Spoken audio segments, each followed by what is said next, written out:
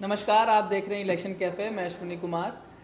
आज के मेहमान बाबा, सुमित सर, विचित सर, मयंक जी और पुण्येंदु जी, आप सभी का स्वागत है। एक हफ्ते बाद आपकी वापसी हुई है सुमित सर, कैसा रहा आपका सफ़र यूपी का? 10 दिन बाद वापसी हुई है, एक हफ्ते के बाद नहीं हुई है गर्मी में। लेकिन अच्छा रहा, बहुत अच्छा रहा। इलेक्शन कवर करने जाओ, ज़मीन पे घूमो, लोगों से मिलो, बात करो, बहुत से इंसाइट मिलते हैं।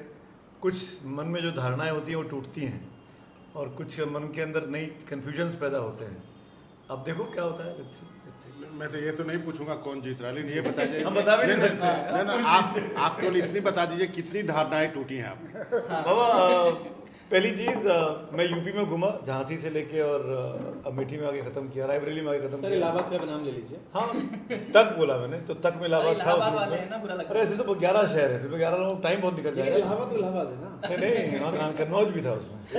तो आप प्रयागराज नहीं बोल रहे, इलाहाबाद किए। देखिए बाबा तो इलाहाबादी है, वो इलाहाबादी बोलता है, नाम बदलने से वो अपना वो नहीं बदलते। तो दो चीज़ हुआ कि मतलब पूरे 10-11 दिनों के अंदर एक चीज़ समझ में आई कि यूपी पूरा देश नहीं है और पूरा देश यूपी नहीं है। तो दोनों चुनाव मेरे ख्याल से अलग अलग है। अगर चुनाव को समझना है लोकसभा के 543 सीटों को, तो मुझे लगता है कि चुनाव दक्षिण में लड़ा जा रहा है राधा दिन उत्तर में। ये बात तो समझ गया, लोग समझने वाले समझ गए। तो नहीं तो आप समझा ही दीजिएगा।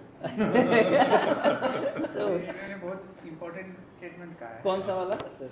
कि दक्षिण में? चुनाव दक्षिण में लड़ा जा रहा है, इधर नहीं लड़ा जा रहा है। इसका हिंदी मतलब- बेल्ट में मतलब शांत है पूरा मामला, एक तरफा मामला, एक इसका बोल सकते हैं। अब आप सब जो है चार सुमित जून के मुंह में जो है चार जून अपनी अपनी बात रख रहे हैं। चलिए। 4 जून।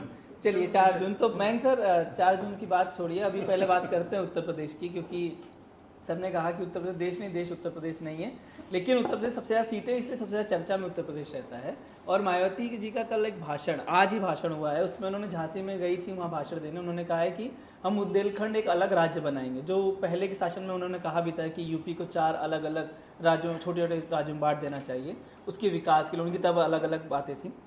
लेकिन मायावती जी का जाके झांसी में भाषण देना और फिर से वही पुराना राग अलापना कि हम राज्य बनाएंगे अलग से, आपको लगता है कि ये आखिरी चरण के जब चुनाव बचे हैं, 5, 6, 7 3 फेज बचे हुए हैं और बुंदेलखंड उसमें से भी आखिरी है, आखिरी पुश एक तरीके से है कि आप अलग राज्य बना के उनको आप क्या देना चाहते? जब आप मुख्यमंत्री थे तब तो किया नहीं, 10 साल तक विपक्ष में तभी कभी मांग नहीं की, लेकिन अचानक से चुनाव के आखिरी चरण में जाके आप ये मांग करना, ये क्या मतलब है इसका?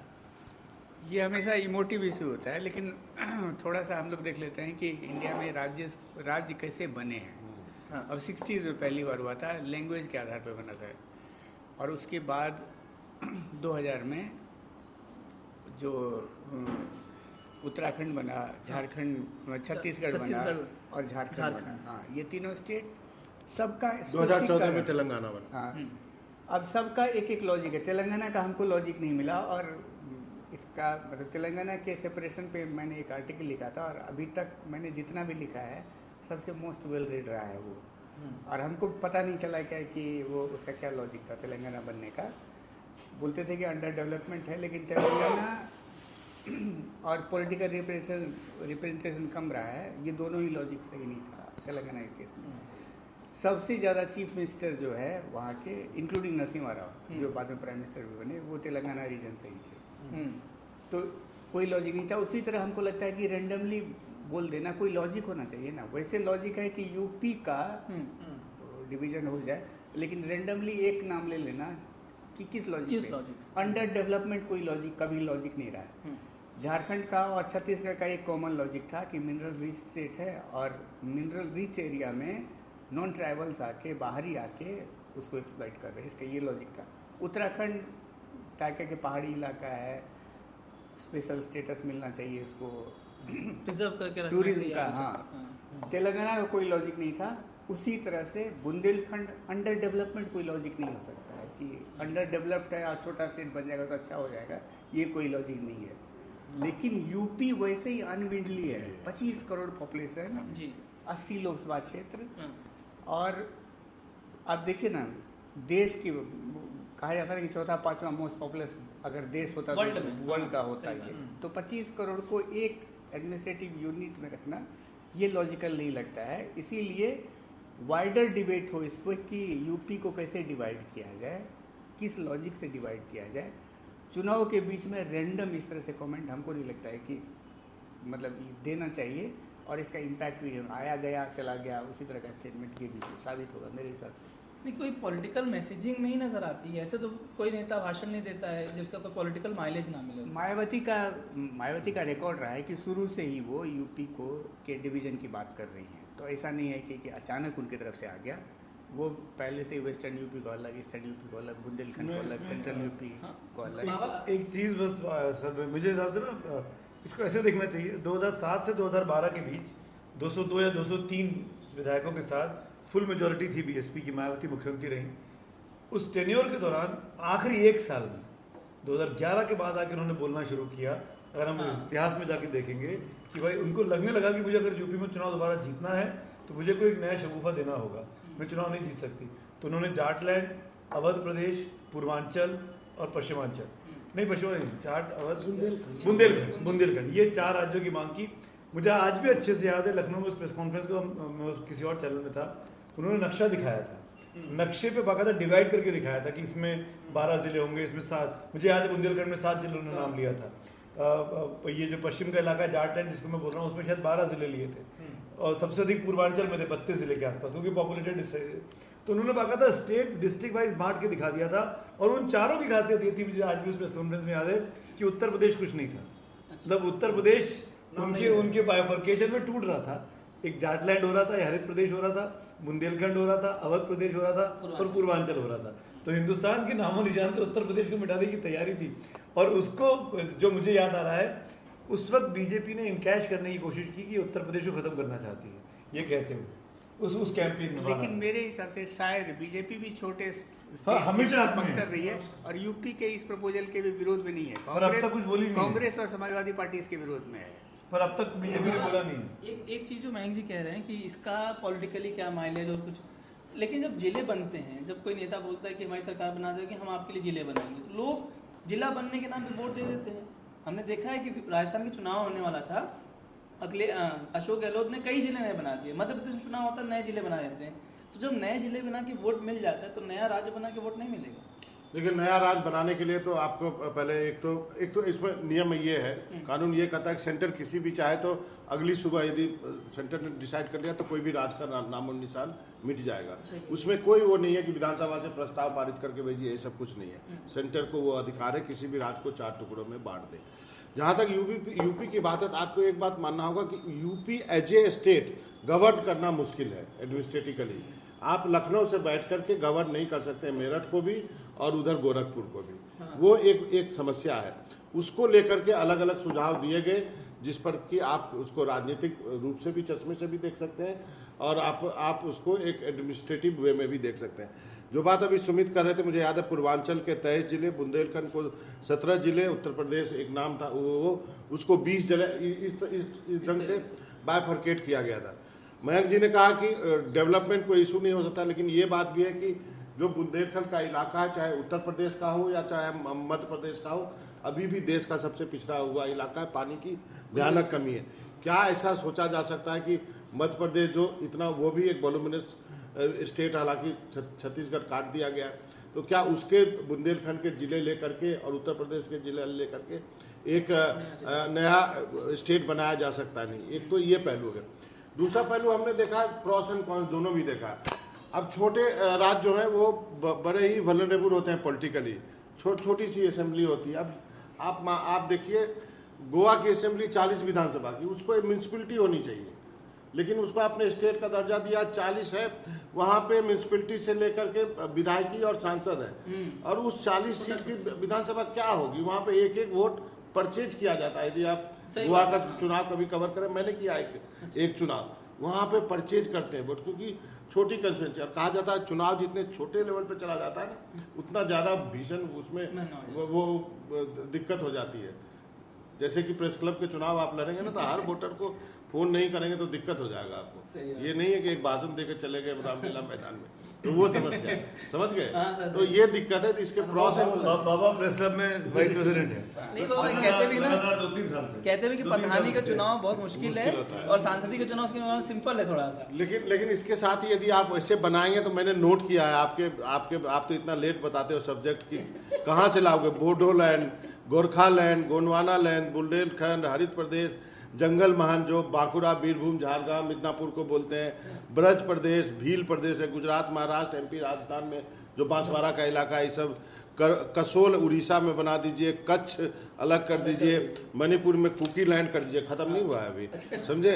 महाकौशल, मालवा, मराठवाड़ा, विदर्भ, मरु प्रदेश, मिथिलांचल आ जाइए, बिहार में मिथिलांचल का आंदोलन भी चला हुआ है, पूर्वांचल आ जाइए, सौराष्ट्र का था वो अलग कर दीजिए, कितना कीजिएगा, मतलब टुकड़े टुकड़े। हमको यही लगा कि बाबा मेरे इलाके को ना छोड़ दे, मिथिलांचल मैं कैसे दूसरा इलाका जहाँ मेरे बड़े भाई रहते हैं वहाँ भी विदर्भ का भी डिमांड हो रहा है। तो हम भी मिथिलांचल का ही पार्ट है, मतलब बेगूसराय, खगड़िया थोड़ा सा अलग होता जाता है, लेकिन हम भी जो मैथिली डिफरेंट टाइप की बोलते हैं, हम वैसे हम लोग बोलते हैं जो वो कर्ण प्रदेश का अंगिका बोलते हैं, लेकिन मिलती जुलती बात। तो आप कितने टुकड़े करेंगे वो कोई सरकार क्या डिसाइड कर सकती है, मुझे नहीं लगता, लेकिन एडमिनिस्ट्रेटिवली आप चाहें तो उसको एक अलग राज्य बना सकते हैं। ठीक, अब बाबा ये तो हो गई शासन कैसे किया जाएगा। शासन से जरूरी कि चुनाव जीते तो सही पहले, तब से शासन करेंगे। विजित सर, शासन करने के लिए चाहिए चुनाव जीतना, और चुनाव जीतने के लिए मायावती के पास आज की स्थिति में 10 सांसद थे, उसमें से सब छटक गए, पता नहीं उनके पास एक भी हैं या एक भी नहीं है। अब एक हैं जो चाहे जौनपुर वाले चुनाव लड़ रहे हैं, वही एक बच्चे हैं, और बाकी सब जौनपुर वाले तो अब सपा से लड़ रहे हैं। नहीं बसपा में दोबारा दिया था, श्याम सिंह, हाँ, तो वही वापस आ गए, तो और कोई है नहीं। जबकि वो न्याय यात्रा में दिखे थे, सबसे पहले छटकने वाले वही थे, मुझे मिले थे संसद में पिछली बार अभिषेचन में। तो वो सांसद बचे हैं, अब सांसद है नहीं, पार्टी का एकमात्र विधायक है, नेतृत्व विहीन पार्टी है, कैडर कह सकते हैं नेतृत्व विहीन। एक महीने में किसी भी एक ही नेता, वो भी कभी कभी निकलता, बाकी कोई नहीं निकलता। बोल रहे हैं मायावती जी की। आकाश आनंद का, इसका मतलब आकाश आनंद का था कि आपने उनको लॉन्च किया, विड्रॉ किया, इसलिए कह रहे हैं। वो तो वापस चले गए ना, अब नेता नहीं बने, तो पार्टी जीतेगी कैसे? बनाओगे अलग प्रदेश तो बाद में बनेगा ना, जब चुनाव जीतोगे आप। चुनाव कैसे जीतेंगे? 2 चीजें हैं। इससे पहले कि बुंदेलखंड के बारे में क्यों बोला होगा, इसकी हम लोग इसका विश्लेषण करें। उससे पहले कि मायावती इस चुनाव में लगभग खामोश थी शुरुआत में, स्लीपिंग मोड में। पहली बार वो चर्चा में कब आई, जब उन्होंने वैसे उम्मीदवार खड़े करने शुरू किए जिसके बारे में माना जाता था कि इधर या उधर वो किसी की मदद या किसी के लिए घातक तो नहीं हो रही हैं। हाँ। फिर सवाल तब उठा जब उन्होंने अपने भतीजे को यहाँ से हटा दिया, उत्तराधिकारी के पोस्ट से हटा दिया, उत्तराधिकारी के पोस्ट से हटा दिया। तीसरी चर्चा में वो कब आई, जब जौनपुर में उन्होंने अपने घोषित उम्मीदवार को कई जगहों पे बदला है उन्होंने। हाँ। इवन अमेठी बदला, आजमगढ़ बदला, बुंदेलखंड में बदला, लेकिन वहाँ पर बदला तो क्या कि पूर्वांचल में वो धनंजय सिंह एक बाहुबली और गैंगस्टर छवि दोनों चीजें थी, तो वहाँ मामला टाइट था, मामला टाइट था, तो इसीलिए वहाँ पर सुर्खियों में है। हाँ। ये चौथा मतलब कि वक्त है जिस समय की वो चौथा मौका है जब मायावती सुर्खियों में है इस बात को लेकर के कि बुंदेलखंड का उन्होंने नाम लिया कि इसको अलग राज्य बनाना चाहिए। वो बुंदेलखंड में गई थी प्रचार करने। तो मायावती जब चुनाव लड़ रही हैं तो सन्नाटे से अगर गुजर जाएं तो उससे क्या फायदा? कुछ तो बज पैदा हो, कुछ तो लोग समझें, कुछ तो जो वोट उनके साथ हैं या जिनको वो साधिकार अपना मानती हैं, उनके अंदर एक उनको लेकर नैरेटिव पैदा हो, एक जोश पैदा हो, एक उत्साह भरे, ऐसा काम कुछ तो करें।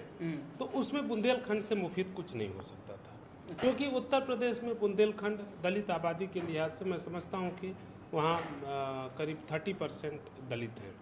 लेकिन मायावती पिछले लोकसभा चुनाव में और विधानसभा चुनाव में एक भी सीट नहीं जीत पाएंगे। लोकसभा का चुनाव और विधानसभा, उनका वोट जिस तरह से गिरा है, तो बुंदेलखंड के जरिए कि वहाँ पर जिस तरह से दलित आबादी सबसे ज़्यादा है, तो एक ऐसा राज्य हो सकता है जहाँ सबसे ज़्यादा आबादी के दम पर हो सकता है कोई दलित वहाँ का मुख्यमंत्री बन सके।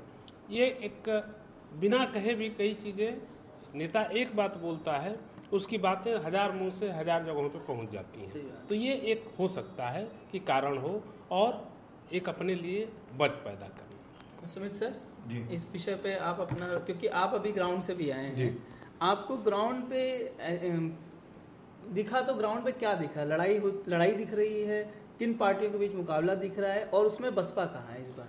देखिए, मैं बुंदेलखंड पे सेंट्रिक करूंगा कि क्यों अलग राज्य की मांग हुई। मैं झांसी में था अपने दौरे की शुरुआत में।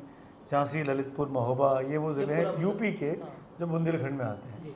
पर बुंदेलखंड का एक बहुत बड़ा हिस्सा मध्य प्रदेश में आता है। जी। अगर आप नक्शे पे देखेंगे, जिस बुंदेलखंड की मांग करते हैं उसमें झांसी उसकी कैपिटल भले ही हो सकती है अगर उस कथित तौर पर नक्शे पे, लेकिन उसका ज़्यादातर हिस्सा जो है 65 to 70% इलाका मध्य प्रदेश के ज़िलों में, रीवा, सतना, ये सब जो इलाके हैं।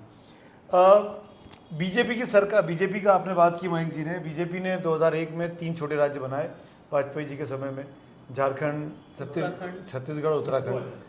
2001 में वहाँ सरकारें बन गई, मतलब सरकार ने 2000 में बनाया, 2001 में सरकार स्थापित हो गई, नवंबर दिसंबर। तो बीजेपी छोटे राज्यों के हक में है। बीजेपी ने कभी बुंदेलखंड की मुखालफत नहीं की, जैसा कि आप कह रहे थे, पर बीजेपी ने बुंदेलखंड को बनाने को लेकर कोई प्रयास भी नहीं किया है। ये कड़वी सच्चाई है। अगर बुंदेलखंड की मांग वहाँ पर है, बुंदेलखंडी जो लोग रहते हैं झांसी में, जिनसे मैं मिल पाया, जिन गिने चुने लोगों से, वहाँ पर एक मोर्चा चलता है बुंदेलखंड न्याय मोर्चा के नाम से है। कोई साहू साहब चलाते हैं, सहाय, भानु सहाय, मेरे शो में भी थे उस दिन। वो पुरजोर, उन्होंने शादी भी नहीं की है, उन्होंने कसम खाई है जब तक बुंदेलखंड नहीं बनेगा मैं अविवाहित रहूँगा। वो उम्र कितनी है? मेरी उम्र ख्याल से 55-60 के आसपास होगी। मुझसे बड़े ही थे उम्र में, ऐसे लगा, मैंने पूछा तो नहीं लेकिन मैं गेस कर रहा हूँ। तो उनका ये कहना, बुंदेलखंड एक ज़माने में बहुत तेज़ी से आगे बढ़ा था। कांग्रेस ने राजा बुंदेला को खड़ा किया। राजा बुंदेला जो फिल्मी एक्टर, टीवी एक्टर हैं, बहुत तेजी से चेहरा बनकर निकले थे कि बुंदेलखंड का चेहरा होंगे। बुंदेली गीत चलने लगे थे। कांग्रेस की सरकार बन गई जब ये जो कांग्रेस के सांसद थे 2009 में, प्रदीप जैन आदित्य, जो इस बार फिर लड़े हैं, उनकी भी, वो भी इसके साथ रहे हैं। उन्होंने इस मूवमेंट को आगे बढ़ाया है और उनके जीतने की बहुत बड़ी वजह यही थी कि बुंदेलखंड अलग राज्य की बात वो कर रहे थे। 2009 की बात कर रहा हूँ मैं। मायावती ने उसको समझा, इसीलिए 2011-12 में मायावती ने अपने ऑफिशियली कहा सीएम रहते हुए कि मैं बुंदेलखंड को अलग चाहती हूँ। बुंदेलखंड क्या, झारखंड में चारों राज्यों की बात की। लेकिन उसके बाद से लेकर 2012 से 17 तक अखिलेश यादव रह गए। अखिलेश कभी भी इनके फेवर में नहीं थे, जैसा कि आपने कहा। सपा ने कभी भी इसका समर्थन भी, मतलब इसके फेवर में कभी नहीं बोला। तो मान के चला जाता है कि उसके विरोध में रही। कांग्रेस के स्थानीय नेता होंगे पर कांग्रेस की टॉप लीडरशिप जो थी वो नहीं रही। जैसे वो तेलंगाना के लिए भी नहीं थे। आंध्र प्रदेश में जो कांग्रेस का नुकसान हुआ सेकंड यूपीए में, उसी वजह से हो गया कि उन्होंने तेलंगाना को लेकर जबरदस्ती की जिद पकड़ ली थी और आखिर में जब किया तो इतना लेट हो गया था कि कुछ नहीं कर सकते थे, कुछ नहीं कर सकते। तो केसीआर इनकी पार्टी का हिस्सा थे, वो अलग अलग बना के बीआरएस और पार्टी बना ली। तो मैं ये कह रहा हूँ कि अभी भी बुंदेलखंड वो अगर छोटा राज्य बनता है तो उस इलाके के लोगों के लिए फायदे का सौदा है। पर ये तैयारी करनी पड़ेगी बीजेपी को, जो दिल्ली में भी बीजेपी है, मध्य प्रदेश में भी बीजेपी है, उत्तर प्रदेश में भी बीजेपी है। तीनों राज्य जैसे, और इसके लिए कोई राज्य की सरकार की सहमति नहीं चाहिए। स्टेट रीऑर्गेनाइजेशन कमीशन बनता है, उसकी एक रिपोर्ट आती है, उसको जब चाहे कैबिनेट एक्सेप्ट कर सकती है और उसके बेसिस पर आप बाइफरकेट कर सकते हो किसी भी जगह को। पर अगर आप वो नहीं करना चाहते हैं और दिखाना चाहते हैं कि हमको स्थानीय लोगों का प्रेशर था, विधायकों ने कहा है, तो उसके बेसिस पर भी आप कर सकते हैं। पर अभी तक वो प्रयास नहीं हुआ है।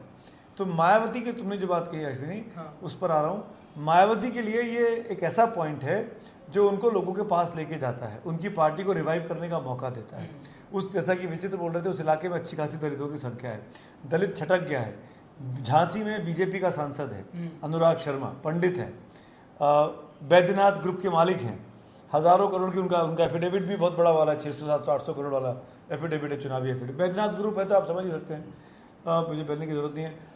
लेकिन इन चुनावों में जो सेंटिमेंट वहाँ दिख रहा था वो उनके खिलाफ नहीं है, अनुराग शर्मा के, पर ऐसा भी नहीं था कि अनुराग शर्मा के लिए था।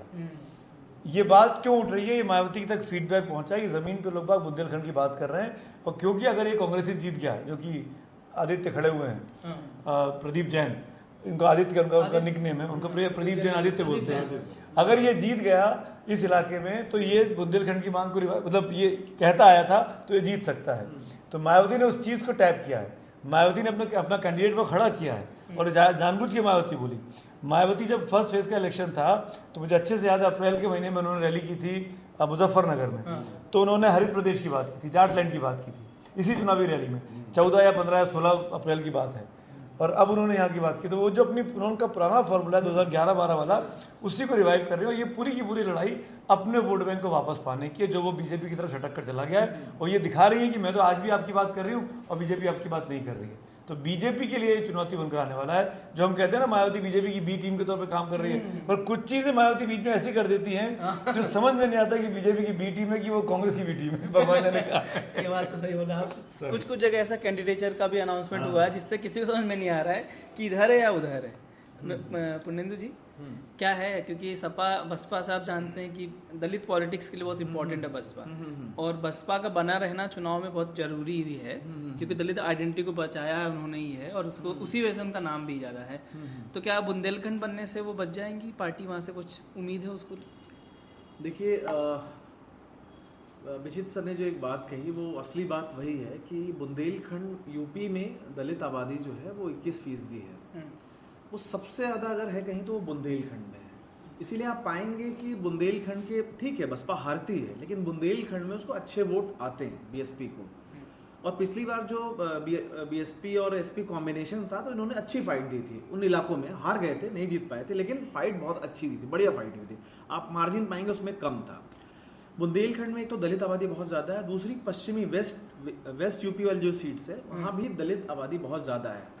बल्कि वेस्ट यूपी की तमाम सीटों पर सपा के लिए कोई स्पेस नहीं है, क्योंकि समाजवादी पार्टी का जो कॉम्बो है उनका मुस्लिम यादव जो कॉम्बो है वो पश्चिम की तमाम सीटों पर उस तरह से वो सिर्फ मुसलमानों के भरोसे वहां रहते हैं। और एक जमाने में जब मुस्लिम वोट सपा बसपा में लगभग इक्वली डिस्ट्रीब्यूट होता था तो सपा के लिए बहुत उर्वर जमीन थी नहीं, बल्कि उस समय वहां पर बीएसपी के तमाम मुस्लिम प्रत्याशी चुनाव जीतते थे पश्चिमी यूपी में। लेकिन हाँ पश्चिमी यूपी में। लेकिन फिलहाल 2022 से जो ट्रेंड दिख रहा है कि मुस्लिम मतदाताओं का झुकाव सपा की तरफ बहुत तेजी से लौटा है। 2022 के विधानसभा चुनाव में मुस्लिम मतदाताओं ने सपा का साथ दिया। सही बात। बीएसपी ने कोशिश की है कि 20 टिकट उन्होंने मुस्लिम दिए हैं, लेकिन मुझे लगता है कि ये बहुत आसान नहीं है टिकट देने के बावजूद भी मुस्लिम वोट ले पाना, क्योंकि अभी जो इलेक्शंस हो रहे हैं वो बहुत लोकल कैंडिडेट के बजाय, खासकर मुस्लिम कम्युनिटी की बात मैं कर रहा हूँ, कई जगह लोकल कैंडिडेट बहुत महत्व रख रहा है, लेकिन मुस्लिम कम्युनिटी दूसरे तरीके से वोट करती है, तो वो लार्जर पर्सपेक्टिव में वोट करेंगे, वो सिर्फ कैंडिडेट की कास्ट को देख करके वोट नहीं करेंगे। तो बीएसपी उसमें कितना डेंट करेगी ये कहना मुश्किल है, वरना समाजवादी पार्टी इतना बड़ा रिस्क नहीं लेती। उसने बहुत ज्यादा मुस्लिम टिकट दिए, मुझे लगता है शायद 4 उसने मुस्लिम प्रत्याशी उतारे हैं, ज्यादा टिकट दिए नहीं, पिछली बार से कम है। तो एक ये फैक्टर है। अब दूसरी बात आते हैं कि सवाल है कि क्या राज्य की बात कर देना कि बुंदेलखंड हम नया दे देंगे, हम पश्चिम नया बना देंगे, पूर्वांचल नया कर देंगे, नया राज्य, छोटे राज्य बना देंगे। सवाल है कि क्या उसकी डिमांड है वहां पर? सही बात। क्या बुंदेलखंड में उस लेवल का बड़ा आंदोलन हो रहा है? क्या पूर्वांचल में लोग निकल के कह रहे हैं कि हमको नया राज्य चाहिए? क्या पश्चिम में उसको लेकर के कुछ रेल रोको, रास्ता रोको, कुछ हो रहा है? जो कि आपको छत्तीसगढ़ में, झारखंड में, तेलंगाना में, उत्तराखंड में तो गोली चल गई थी। समाजवादी पार्टी जो कि हमेशा खिलाफ रही है छोटे राज्यों के, और वहां गोली चली थी। और मुझे याद पड़ रहा है शायद हरिद्वार, कहाँ पे उत्तराखंड आंदोलन को लेकर के ना गोली, तो इस पे लोकेशन का मुझे याद नहीं आ रहा है, लेकिन वो चली थी, वो लोग मरे थे उसको लेकर। आज भी वो लोग उसको शहीदी दिवस के तौर पे मनाते हैं। अच्छा।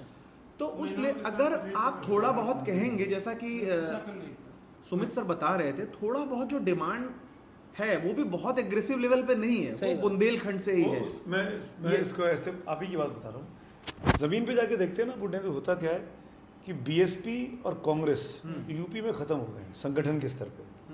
यही 2 पार्टियां अलग राज्यों की बात करती है, या बुंदेलखंड की स्पेसिफिकली बात करूं तो कांग्रेस का भी स्थानीय लीडरशिप, दिल्ली का लीडरशिप नहीं है, और वहां पर मायावती।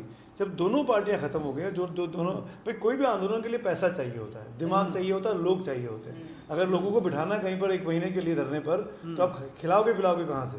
पैसा कहाँ से लगाएगा? कौन उसके पीछे आके खड़ा होगा? क्यों किसान आंदोलन 1 साल चलता रहा? हम इसे इस सब डिबेट में जान नहीं रहा हूँ, लेकिन हम समझ सकते हैं कि क्यों होता है। तो जब 2 बड़े पार्टियां वहां से सिकुड़ गए, नहीं बचे, या उनको बीजेपी की तरफ चले गए, बीजेपी की तरफ टिल्ट हो गए, चाहे जैसे भी हुए हों, इसीलिए उस आंदोलन को वहाँ खड़ा कर पाना, या जमीन पे जो आप कह रहे हैं ना प्रोटेस्ट नहीं हो रहे हैं, जमीन पे दिखते नहीं है, इसलिए नहीं दिखते। अब वो केवल क्या है, थिंक टैंक बन के रह गए। वो किताबों में आर्टिकल लिख रहे हैं, मैगजीन में आर्टिकल आ रहे हैं, अब उन्होंने अपने यूट्यूब चैनल खोले हुए छोटे छोटे, वहाँ पर वो काम कर रहे हैं। जो काम आप 1 रुपये में करते थे वो काम आप 10 पैसे में कर रहे हैं। उन्होंने अपनी आवाज़, उनकी आप हो सकता है कि आपको दिखाई ना देती हो, पर आवाज़ बंद नहीं हुई है। नहीं सर, आपकी बात सही है, लेकिन जब तक लार्जर मतलब पब्लिक का उसमें पार्टिसिपेशन नहीं दिखेगा, जब तक आप जन आंदोलन नहीं खड़ा होगा, कोई भी उसको छोटा राज्य, उसी का हम बोल रहे हैं कि पहले ही बोले कि लॉजिक क्या है। अंडर डेवलपमेंट लॉजिक नहीं हो सकता है। जैसे देखिए हम लोग में बंटवारा होता है ना, घर में बंटवारा होता है, तो एक बहुत बड़ा कंसिडरेशन होता है कि अपने आप चला पाएगा कि नहीं चला पाएगा। जैसे उत्तराखंड का विरोध हुआ था, उत्तराखंड का सबसे था कि लैंडलॉक स्टेट है, सोर्स ऑफ रेवेन्यू नहीं है, लेकिन उसकी भरपाई कैसे हुई? जैसे इंडस्ट्रियल बहुत बड़ा बेल्ट हो गया है उत्तराखंड, मेडिकल का बहुत सारा बिजनेस चला गया उधर। टूरिज्म शुरू से ही था ही, चार धाम यात्रा और रिलीजियस टूरिज्म के लिए बहुत बड़ा हब रहा ही है। उसके अलावा इस पे सेल्फ सस्टेनिंग बनाने के लिए बहुत सारे इंडस्ट्री लगाए गए और उसके लिए टैक्स हॉलीडे दिया गया था कुछ कुछ हिल स्टेट को, जैसे हिमाचल में है। आप देखें कि एक एक जगह बहुत कंसंट्रेट है, सोलन में बहुत ज़्यादा कंसंट्रेट है, हिमाचल में उसी तरह यहाँ रुद्रपुर में बहुत कंसंट्रेटेड है, हरिद्वार। तो सेल्फ सस्टेन कैसे बने इसके लिए बहुत कोशिश किया गया। बाकी जो स्टेट बने, झारखंड पता ही है मिनरल रिच है, छत्तीसगढ़ मिनरल रिच है, जंगल का भी बहुत बड़ा, वो भी बहुत बड़ा सोर्स होता है रेवेन्यू का।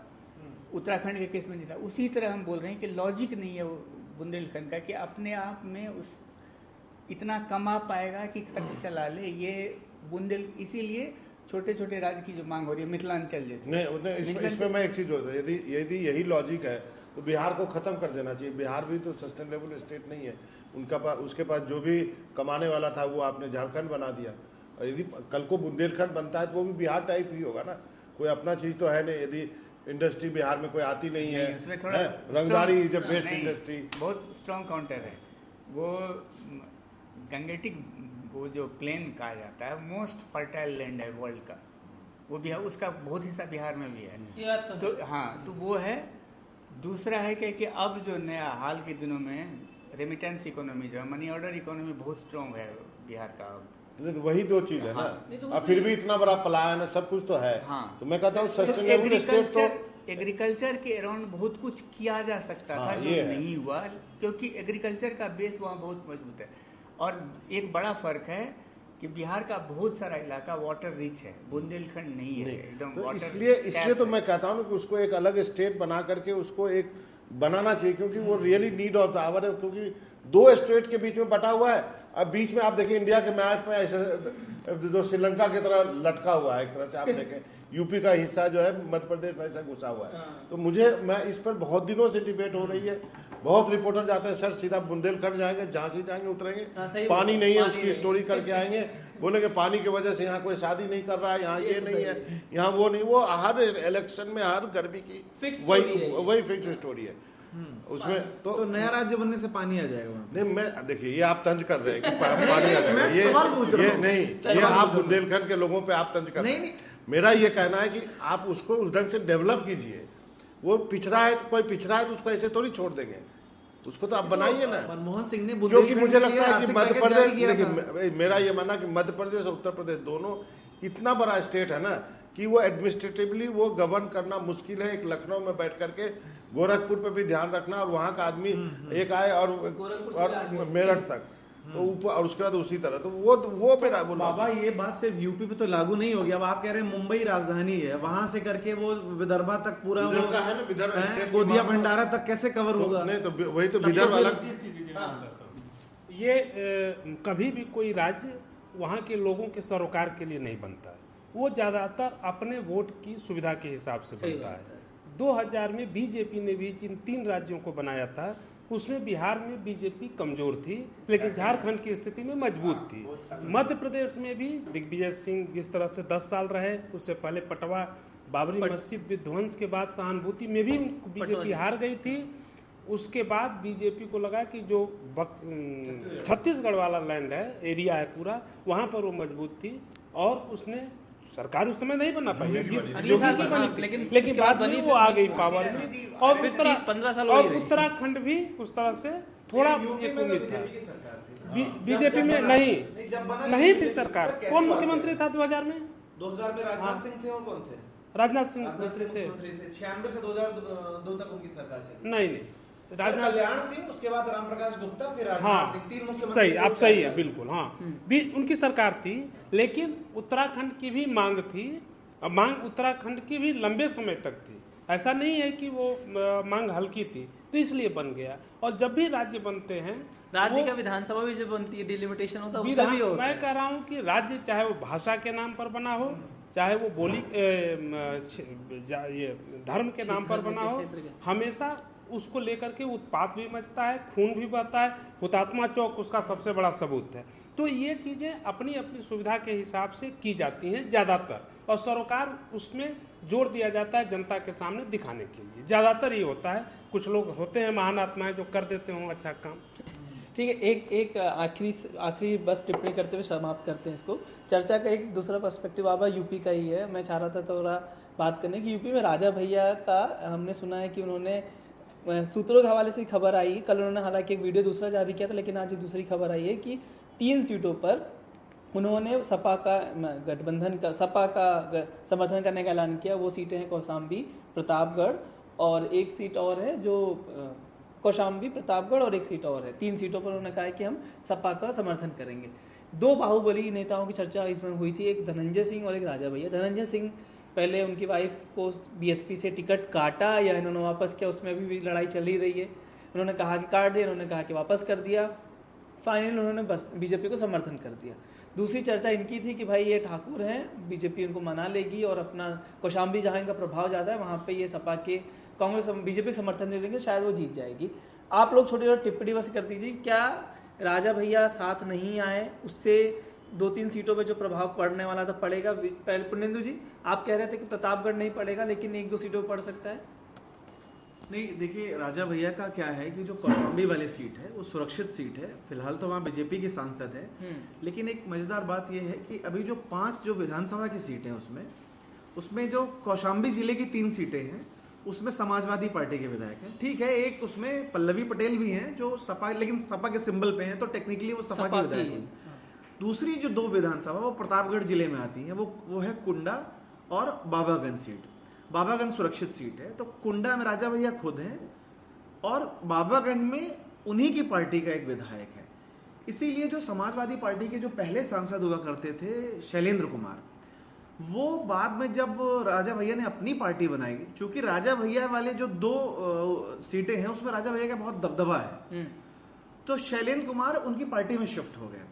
अब इस बार क्या है कि समाजवादी पार्टी वहां लड़ रही है और इंद्रजीत सरोज जो पूर्व मंत्री रहे, फिलहाल विधायक है वहां से मंझनपुर से, जो कौशाम्बी का मुख्यालय है, और मायावती के मंत्रिमंडल में कद्दावर नेता रहे हैं जो गैर जाटव दलित में बीएसपी का एक बड़ा फेस रहे हैं।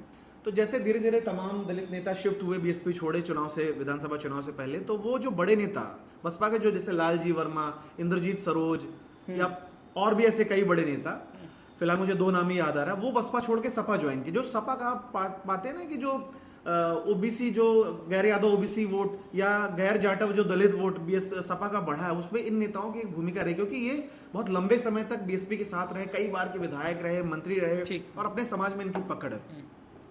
अब ऐसे में क्या होगा, वो सीट जबकि 5 जो विधायक हैं, और अगर आप 2019 का वोट जोड़ दें सपा का और ये जनसत्ता दल का, वो भी तो आराम से वो बीजेपी को क्रॉस कर जाता है। तो उस स्थिति में ये सीट पे बहुत मजबूत हो जाएंगे। और राजा भैया देखिए, बहुत सारे जो तमाम दबंग या जो निर्दलीय विधायक जो अपने दम पे अपने नाम पे जीतते रहे हैं, पिछले आप 14 से जो मोदी जी के उभार के बाद बहुत सारे हारे हैं, लेकिन राजा भैया का एक दबदबा भी बना हुआ है, वो अपनी सीट आज भी वो अच्छे मार्जिन से ही जीतते हैं। लेकिन कल कहीं पे मैं बाइट सुन रहा था कि राजा भैया ने कहा कि मेरे पास आए थे, बीजेपी वाले भी आए थे, सपा वाले भी आए थे, मैंने उनको अपने लोगों को बोला अपने विवेक पर वोट दीजिए। तो फिर ये बात खबर ये बाबा कल आया इशारा है, आज अगर वो खुल के नहीं बोल रहे हैं तो ये इशारा है।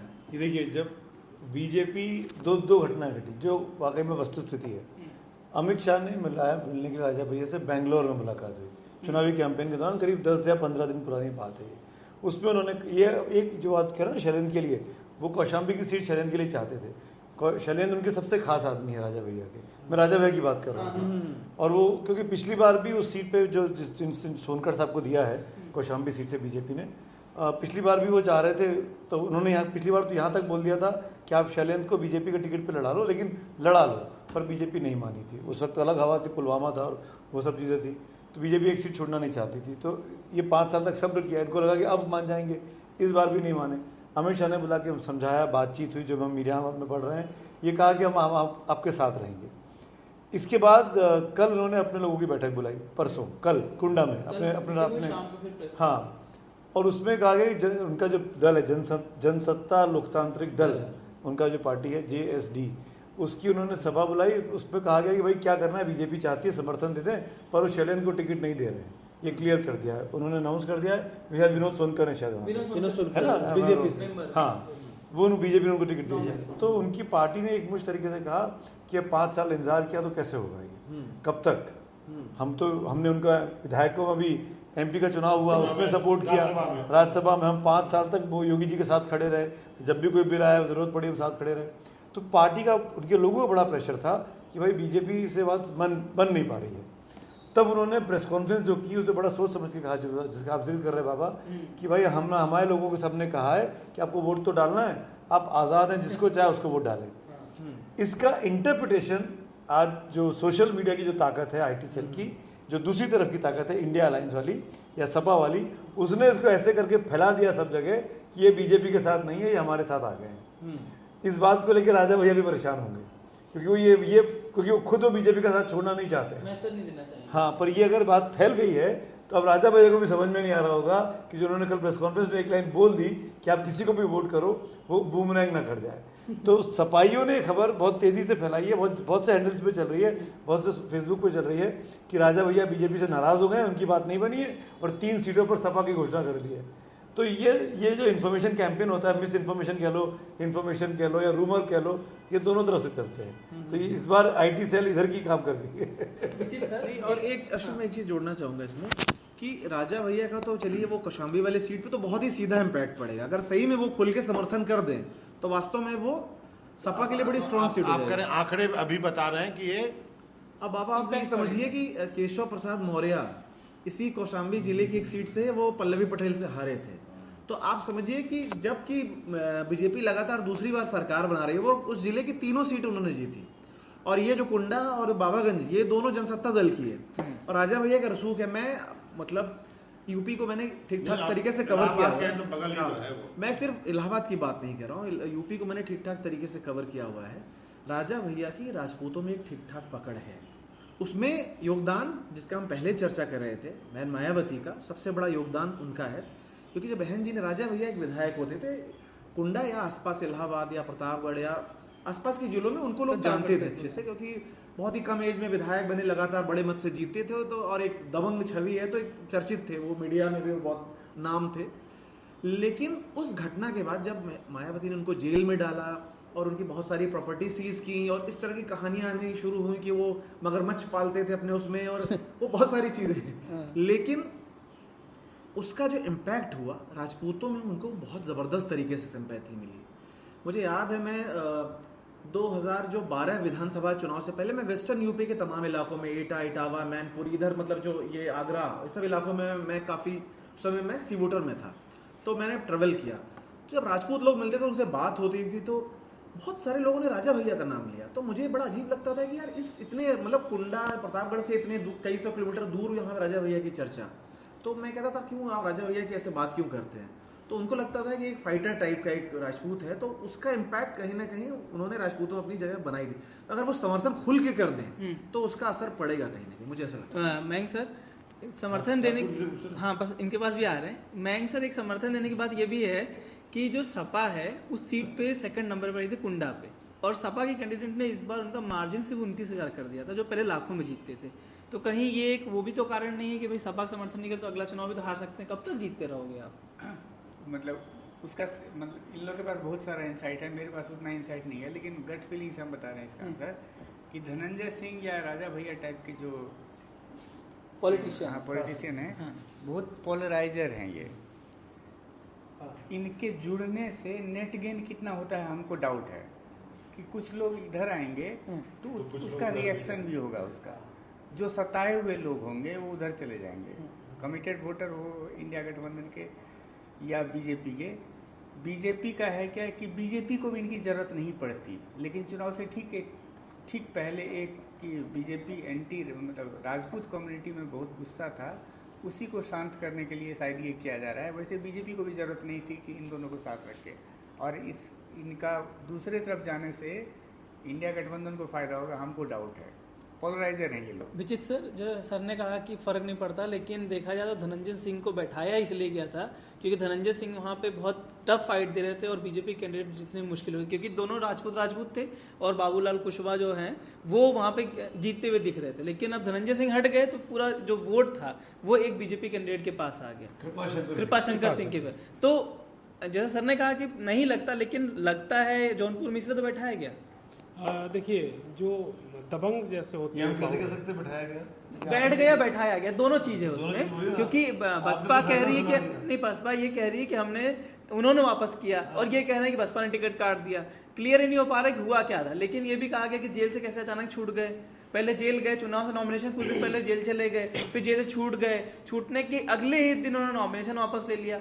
तो जो इंसिडेंट्स हुए हैं वो कहीं ना कहीं कुछ तो इशारा कर रहे हैं।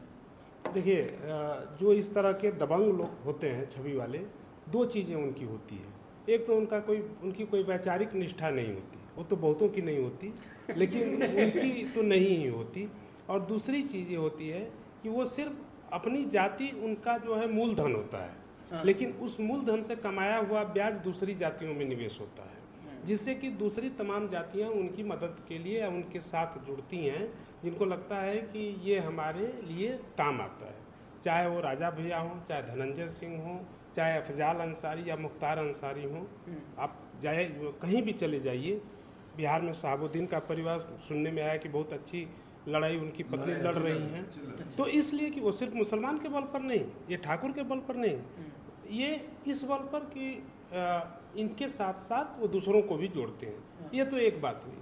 दूसरी बात अगर हम इनकी करें, राजा भैया की, तो राजा भैया का मुलायम सिंह यादव के साथ तो बहुत अच्छे संबंध थे। मुलायम सिंह ने कभी संबंधों में कड़वाहट लाया भी नहीं, जबकि ये कभी इधर कभी उधर करते भी रहे। लेकिन आपको याद होगा 2022 विधानसभा चुनाव से पहले अखिलेश से जब इनसे पूछा गया तो अखिलेश ने यही जवाब दिया, कौन राजा भैया, मैं नहीं जानता कौन है। लेकिन राजनीति इसी का नाम है कि तो अब क्या हुआ है कि ये बीजेपी के साथ इनकी बात नहीं बनी होगी, या हो सकता है कि बीजेपी के अंदर ही किसी ने सह दी हो कि आप उधर चले जाइए।